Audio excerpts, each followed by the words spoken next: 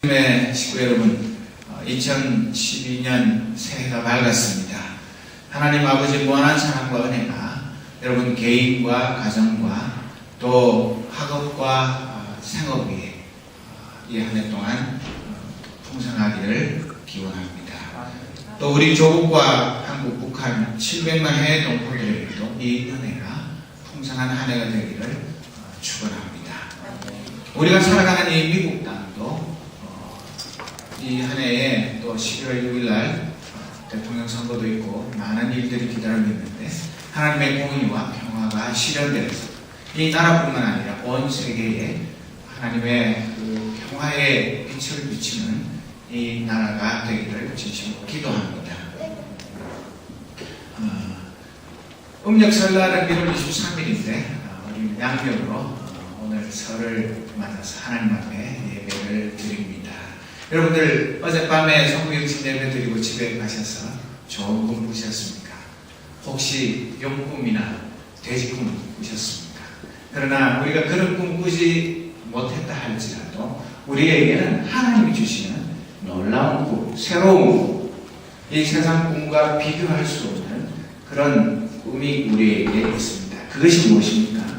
우리는 이 세상 살면서도 새하늘과 새 땅의 그 비전을 가지고 살고 또 우리가 이 세상을 떠나게 되면 영원한 새 예루살렘 하나님의 나라에 들어가서 하나님과 앞서간 모든 신앙의 선배들과 또 천군 천사들이 우리를 환영하는 엄청난 행사가 우리를 기다리고 있습니다. 여러분 올림픽에 나가서 금메달 하나 따도 자기 동네에 카퍼레이드 하면서 얼마나 기뻐합니까?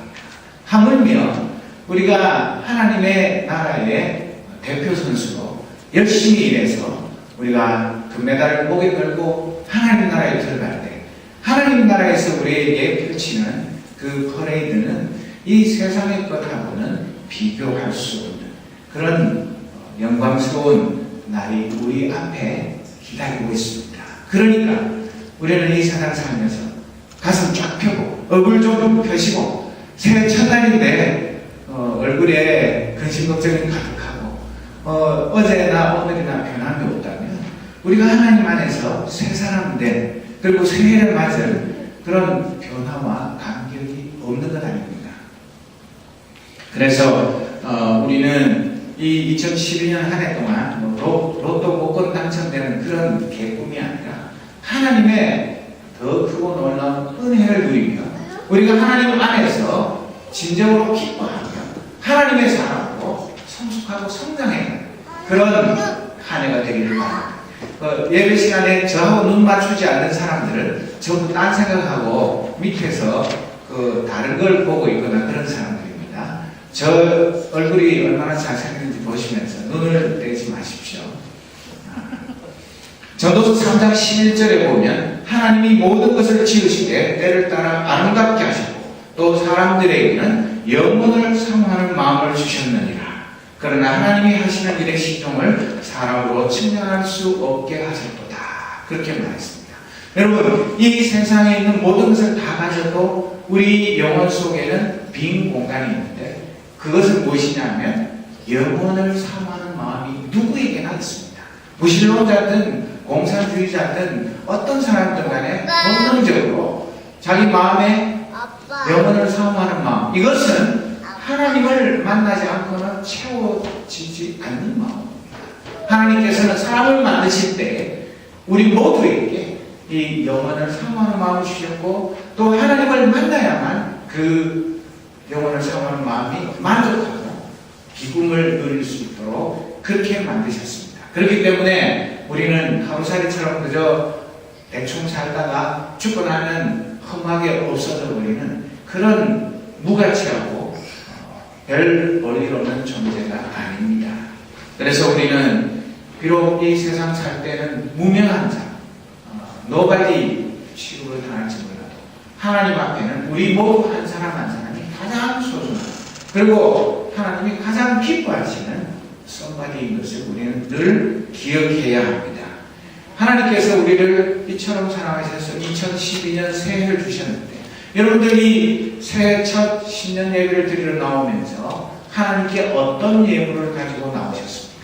그저 헌금 봉투에 헌금 얼마를 넣는 것 말고 정말 하나님 나의 천국을 받아주옵소서. 내 몸과 내 시간과 내 정성과 나의 이 1년 동안의 모든 삶을 통해서 하나님 한 분만 영광을 받으십시오. 내 것이 아니라 하나님의 것입니다. 하나님의 뜻대로 사용해 주시옵소서. 그런 간절한 마음을 가지고 주님 앞에 나와 예배할 때 주님 우리를 기뻐 받으시고 우리가 미처 기도하지 않고 기대하지 않았던 은혜까지 풍성하게 베풀어 주실 것입니다. 여러분 무턱대고 하나님 앞에 어린애처럼 복 주십시오. 건강 주십시오.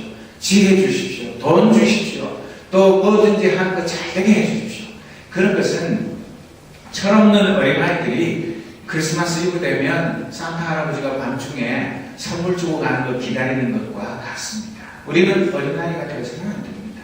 이제 성숙한 하나님의 사람으로 우리가 하나님께 무엇을 바라기보다 우리가 하나님께 무엇을 드릴 것인가를 먼저 생각하고 하나님 앞에 기쁨으로 우리를 드릴 때 하나님께서 우리를 기뻐 받으실 것입니다. 여러분 어제 밤에 성구행신 예배 때 각오하고 다짐했던 그 결심이 작심삼일이 되지 않고 1년 내내 평생 가게 하기 위해서 우리가 늘 깨어서 하나님의 은혜를 사모하며 기도해야 하는 것입니다.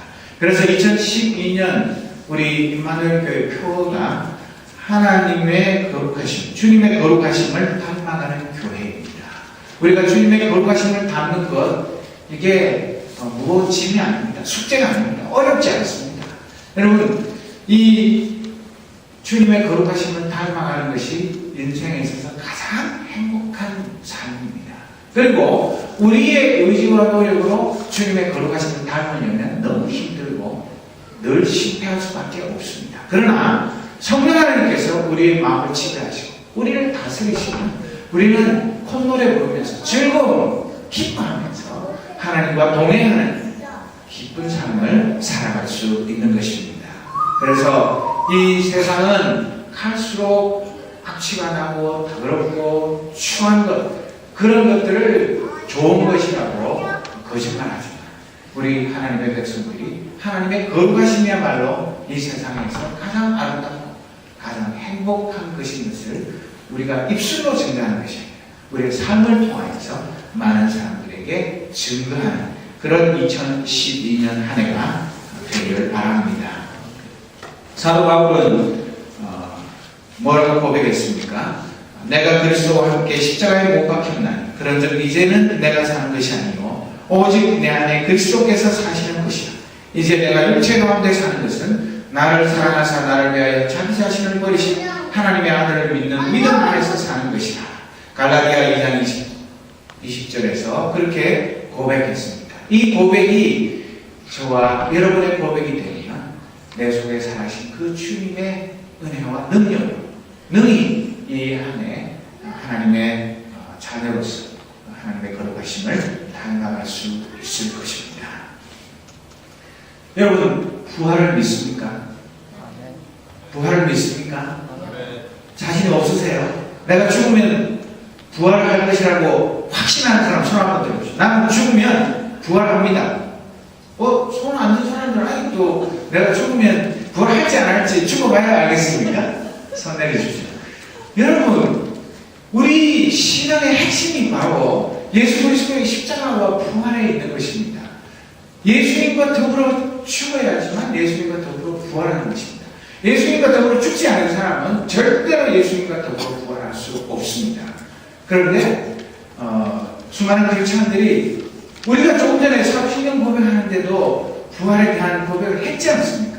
그런데도 막상 물어보면 글쎄요 부활할지 안 할지 잘 모르겠네요. 그렇게 말한다는 것은 이거 보통 심각한 문제가 아닙니다. 그 부활에 대한 확신이 없으면 죽음을 정복하지 못할 것입니다. 부활에 대한 확신이 없으면 이 세상을 살면서 예수님의 뒤를 따라갈 수가 없습니다. 그냥 예수님 뒤에 어슬렁어슬렁 이렇게 따라가는 것처럼 보이기는 하지만 그러나 그 사람은 진정한 그리스도의 제자가 아닙니다. 여러분, 사도 바울은 뭐라고 말했습니까? 고린도전서 15장 19절에 보면 만일 그리스도 안에서 우리가 바라는 것이 다만 이 세상의 삶뿐이면 모든 사람 가운데 우리가 더욱 불쌍한 자라, 그렇게 말했습니다. 우리가 예수 믿는다 그러면서 겨우 이 세상에서 잘 먹고 잘 사는 것, 그것만 우리의 최종적인 목표라면 세상 사람들처럼 아예 예수 안 믿고 그냥 그것만 위해서 축자 사자 덤비는 것, 그것이 훨씬 낫다는 얘기입니다. 이름은 크리스찬이고 한쪽 발은 천국에 걸치고 있으면서 한쪽 발은 이 세상에 걸치고 그래가지고 부활을 하는 건지 마는 건지, 내가 예수님의 제자인지 아닌지, 이것도 저것도 아닌 그런 어중개들이 되면 정말 불쌍한 인생이 되는 것입니다. 오늘 이 신년 첫 예배 시간에 고개 드세요. 나를 보세요. 누가 진정한 하나님의 백성이고 부활의 증인이 될 것인지를 결단해야 하는 것입니다. 여러분, 사도 바울이 50절에서 말하는 육체와 피는 곧 땅에 속한 우리의 삶을 말하는 것인데, 이 육체와 피, 우리의 변화되지 않은 이 몸을 가지고는 하나님 나라에 들어갈 수 없고 하나님 나라를 유혹으로 상속받을 수 없다고 분명하게 말하는 것입니다. 그럴 수 있을지 없을지 모르겠다, 그것이 아니라 우리가 성령으로 거듭나지 않으면 결단코 하나님 나라에 들어갈 수가 없는 것입니다. 예수님과 함께 십자가에 못 박혀 죽고 예수님의 부활에 동참한 사람은 어떻게 변화된다고 합니까? 오늘 이 고린도전서 15장의 부활장인데, 부활장에 보면 썩지 않을 몸, 영광스러운 몸, 능력 있는 몸, 신성한 몸으로 우리의 몸이 변화된다고 분명하게 사도 바울은 말하고 있습니다. 그렇게 변화된 사람만이 하나님 나라의 유업을 상속받고 우리가 죽으면 하나님을 만나서 영원토록 새 예루살렘에서 살아가게 되는 것입니다. 그리고 51절에 보면 사도 바울은 우리에게 비밀을 하나 가르쳐 주는데 곧 하나님의 계시를 알려줍니다. 예수님이 재림하실 때 우리 모두가 다 죽고 없는 것이 아니라 이 중에도 살아있을 사람도 있고 예수님이 다시 오실 때 죽어서 땅속에 있을 사람도 있습니다. 그런데 문제는 뭐냐 하면 예수님이 다시 이 세상에 재림하실 때 우리가 산채로 예수님을 만나든 아니면 죽고 난 다음에 예수님 오시든 그것이 중요한 것이 아니라 우리가 그 예수님의 부활에 동참하느냐 못하느냐, 그것이 중요한 것입니다. 그리고 부활에 동참하는 순서는 먼저 죽은 사람들이 다시 부활해서 하나님을, 예수님을 만나게 되고 그 다음 살아있던 사람들이 부활하신 주님, 다시 오시는 주님을 영접하게 된다고 데살로니가 전서 4장 14절 이하에 기록되어 있습니다. 우리가 이 말씀 잘 알지만 다시 한번 한 절씩 읽어보도록 하겠습니다. 우리는 주님께서 죽으셨다가 다시 살아나신 것을 믿고 있습니다. 그러므로 하나님께서는 예수님을 믿다가 죽은 자들도 예수님과 함께 분명히 살리실 것입니다. 15절 여러분 읽으십시오.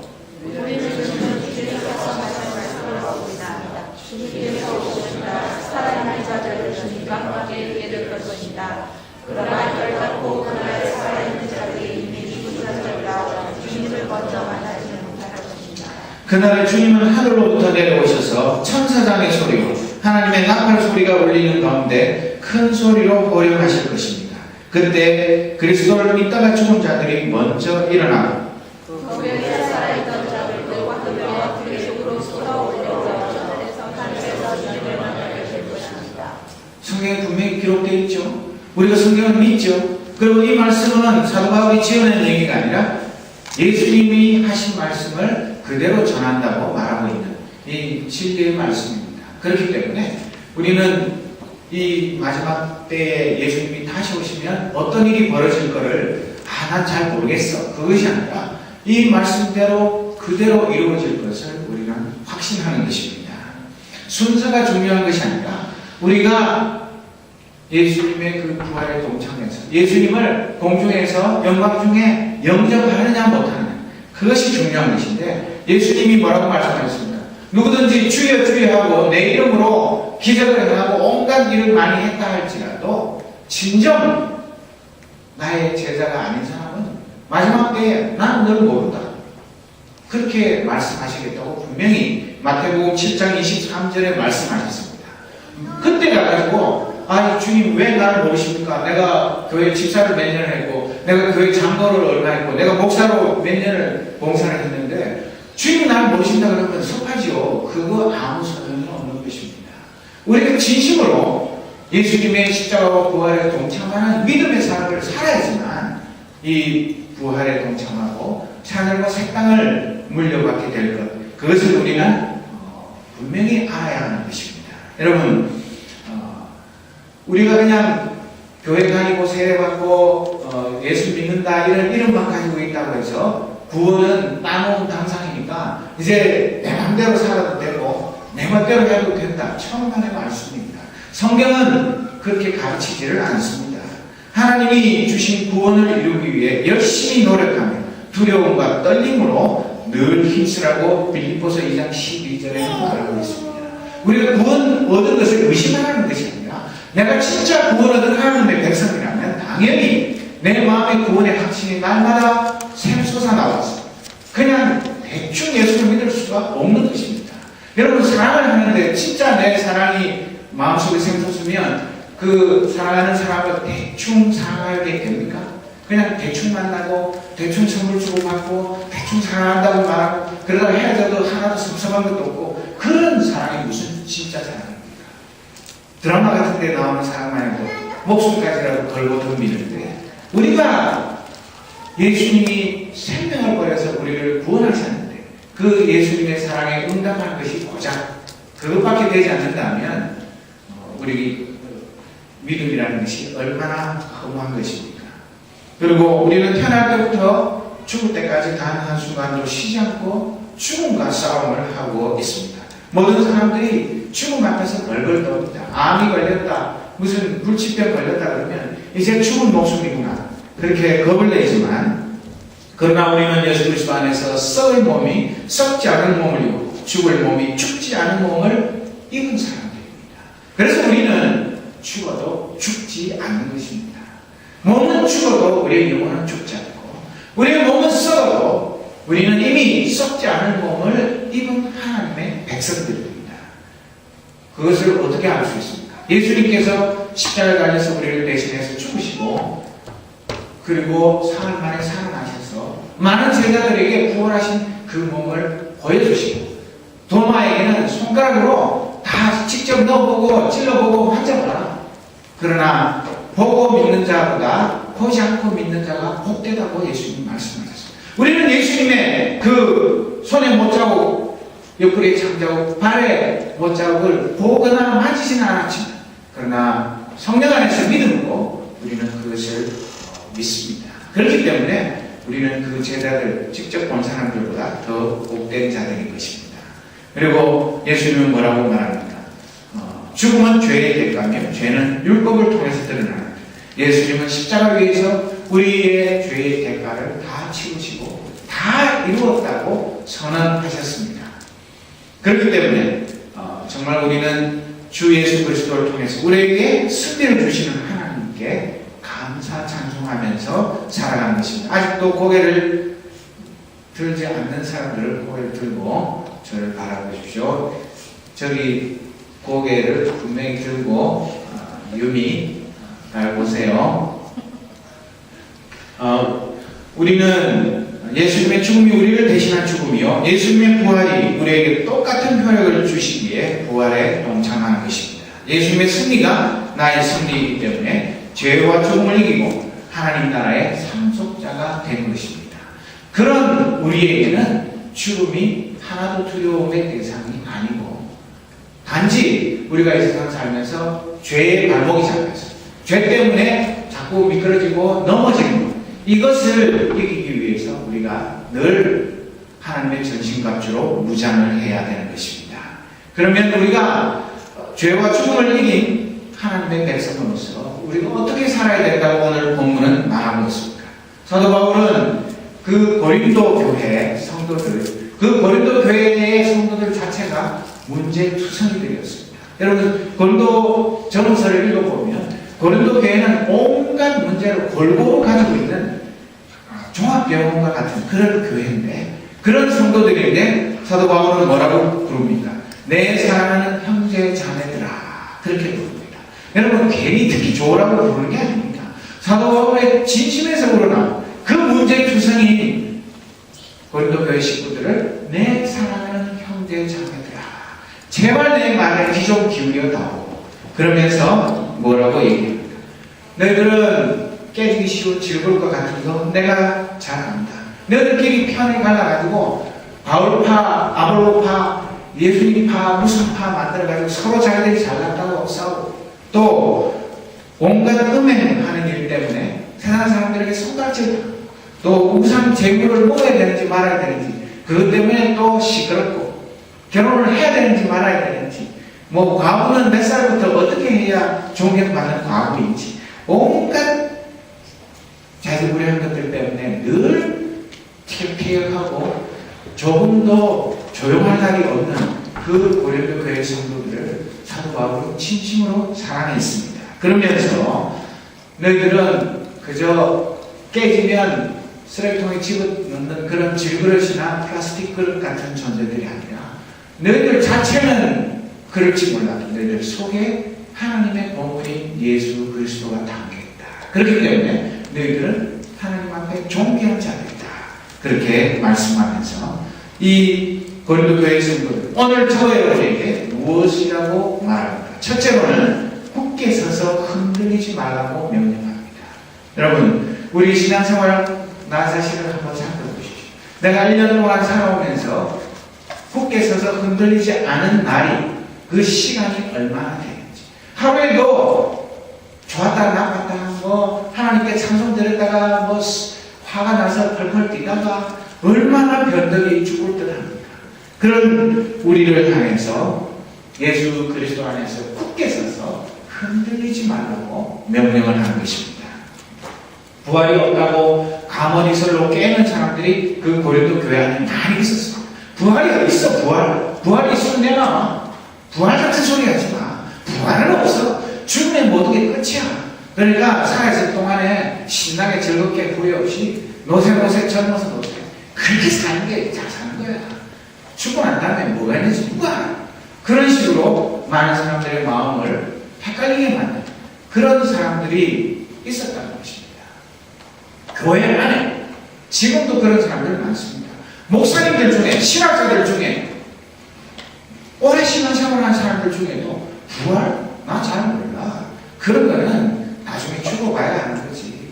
그런 식으로 무책임하게 얘기하는 사람들이 얼마나 많은지 모릅니다. 그러나 그런 가머니설에 속지 말고 하나님의 말씀의 진리를 굳게 붙들고 굳게 서서 흔들리지 말고 명령하고 있는 것입니다. 그리고 나는 괜찮아. 어떤 폭풍과 몰려가도 나는 끄떡도 안 해. 그런 식으로 터무니없이 허풍을 떠는 사람들에게는 고린도전서 10장 12절에 보면, 그러므로 자기가 굳게 서 있다고 생각하는 사람은 넘어지지 않게 주의하십시오.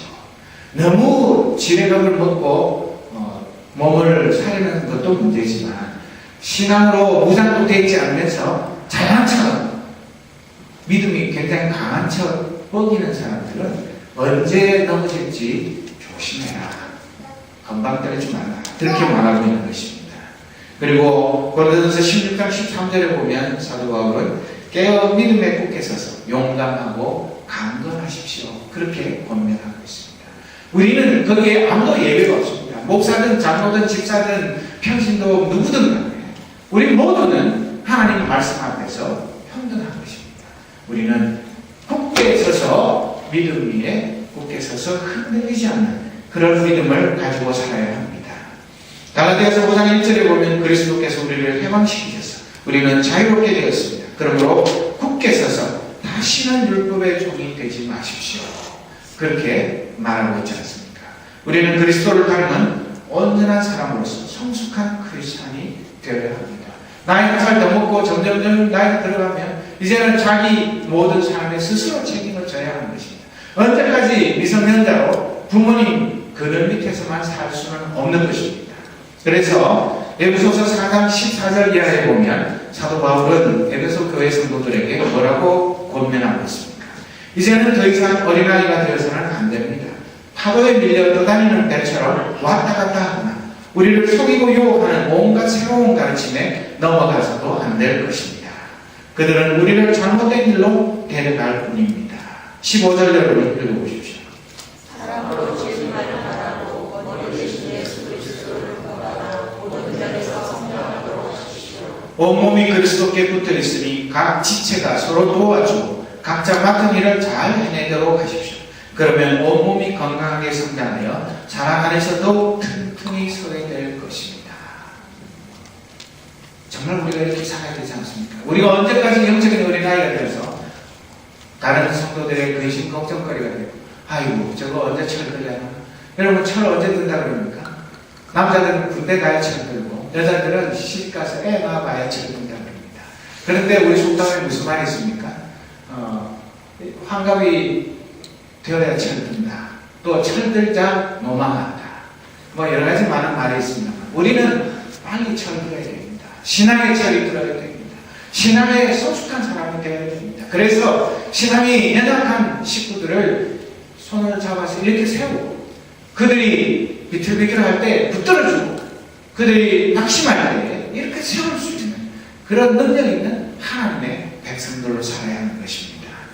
그저 파도에 이렇게 물결에 휩쓸려서 이리저리 떠다니는 그런 돛대도 삿대도 아닌 그런 신세가 아니라 우리는 분명한 목표를 가지고 표대를 향하여서 달려가는 하나님의 백성들로 부름을 받은 것입니다. 사도 바울은 오늘 이 본문에서 둘째로 무엇을 명령합니까? 항상 주님의 일을 위해 자신을 드리라고 명령합니다. 오늘 주보 칼럼 남녀를 여러분 읽어보셨습니까? 정말 공감 가는 이야기인데 여러분 오토크루즈 컨트롤이라는 거 있죠. 차 운전해보면 그거 눌러놓고 장거리 운전하면 얼마나 편합니까? 하루에 14시간을 계속 엑셀레이터를 밟고 있으면 나중에 다리 쥐가 납니다. 그래서 힘들어서 운전을 못하게 됩니다. 그러나 오토크루즈만 해놓으면 뭐 80마일이든 70마일이든 딱 그 속도로 계속 가니까 핸들만 잘 잡고 있으면 차는 자동으로 가게 되어 있습니다.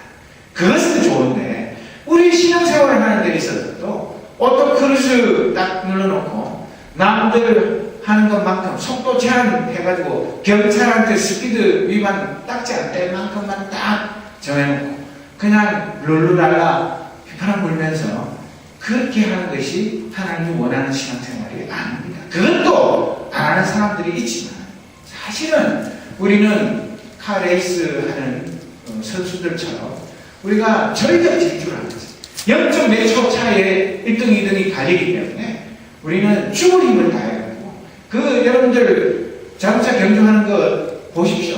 괴물면에서 그 코너링 하면서 다른 차하고 부딪혀가지고 저기 어디 나가 떨어지고 차에 불나고 심지어는 죽기도 하고 그러면서 목숨을 걸고 0.1초라도 단축하기 위해서 얼마나 애를 쓰고 있습니다.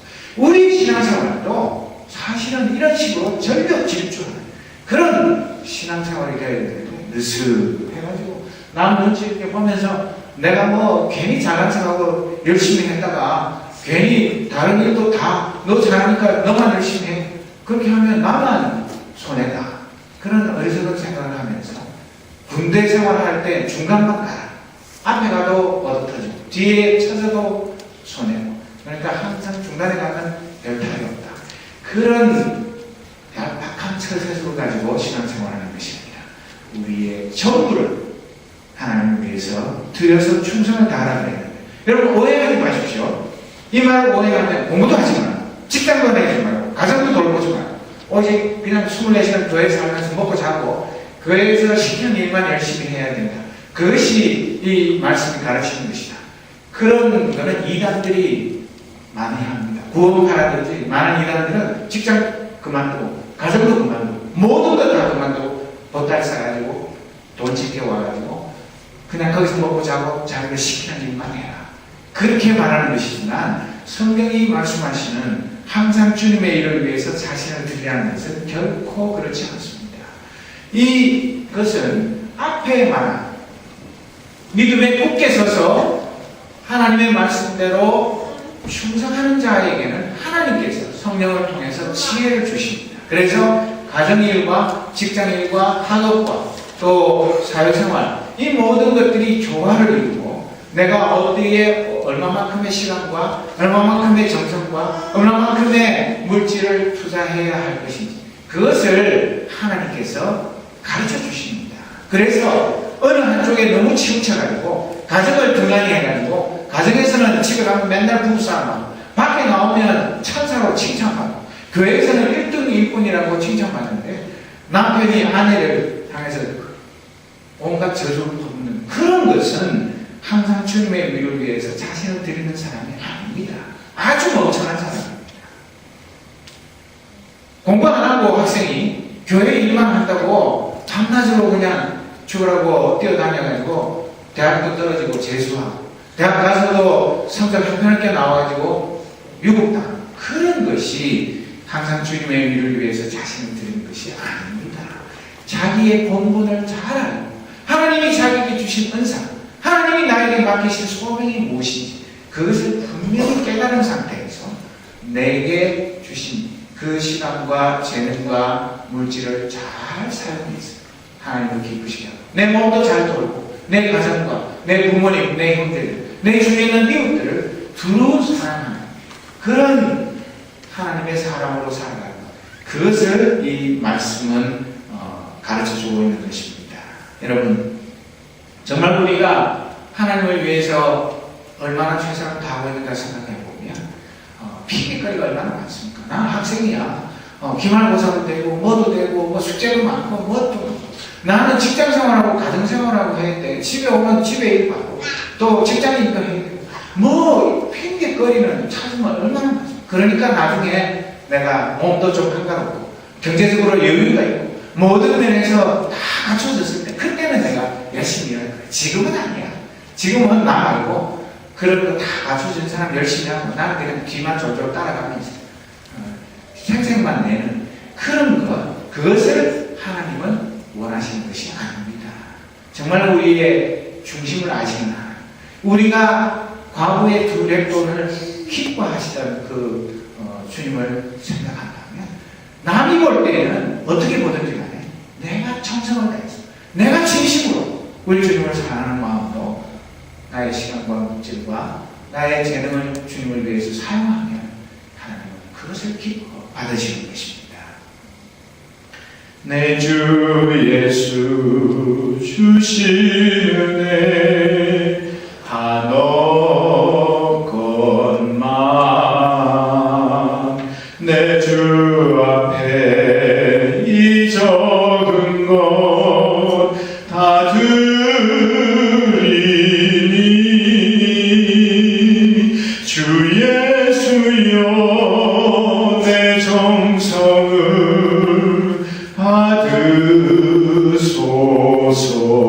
받으소서. 이 찬송처럼 이런 마음가짐으로 우리가 1년을 살아가면 우리 삶을 통해서 성령의 열매가 저절로 맺히게 되었습니다. 우리의 마음속에 기쁨이 흘러넘치게 되어 있습니다. 우리의 얼굴 표정이 달라지게 되어 있습니다. 우리의 말투가 주님의 말투로 변화되게 되어 있습니다.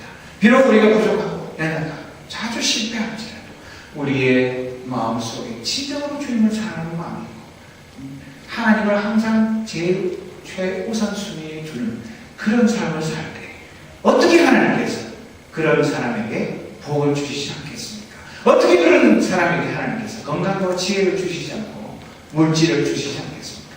어떻게 하나님이 그런 사람을 높여서 세상에 하나님을 모르는 사람들도 그런 사람을 존경하고 그런 사람을 칭찬하는 그런 사람으로 만들지 않으시겠습니까? 하나님이 우리에게 은혜를 주시지 않는 것이 아니라 내가 하나님의 은혜를 받을 만한 믿음의 그릇을 준비하지 못했기 때문에 하나님의 은혜를 누리지 못하는 것입니다. 그래서 사도 바울의 그 명령대로 항상 주님의 일을 위해서 자신을 드리는 자가 가장 행복하다. 그런 사람이 가장 지혜로우다. 그런 사람이 가장 만족한 삶을 사는 사람인 것입니다. 세 번째, 주님을 위해 일하는 우리의 수고가 결코 헛되지 않은 것을 기억하라고 말하고 있습니다. 마태복음 19장 28절에 예수님께서 그들에게 말씀하셨습니다.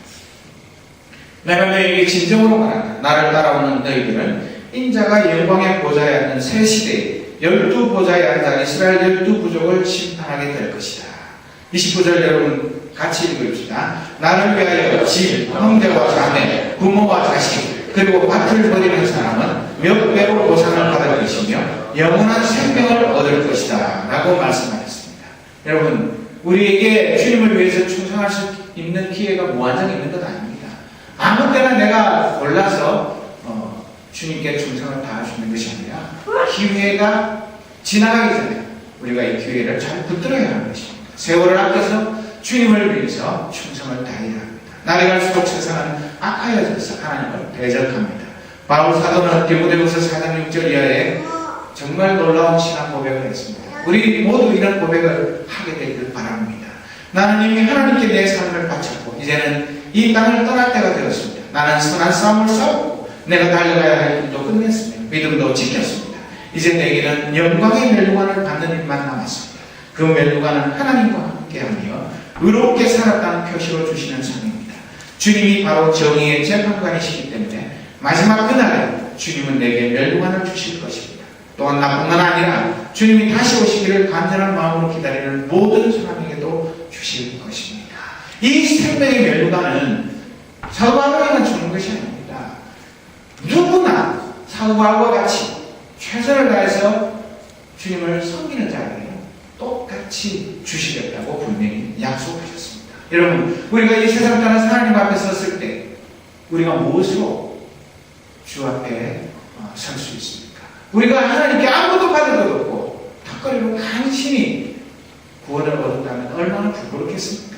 그런 부끄러운 구원도 안 받는 것보다는 낫겠지만 정말 하나님께서 기뻐하시는 우리 모두에게 이 의의 멸관, 생명의 멸관 씌워주고 하늘나라에서 큰 잔치를 베푸는 그런 우리가 되어야 되지 않겠습니까? 그뿐만 아니라 우리에게는 신랑을 위해 단장한 신부와 같은 거룩한 성, 새 예루살렘이 예비되어 있습니다.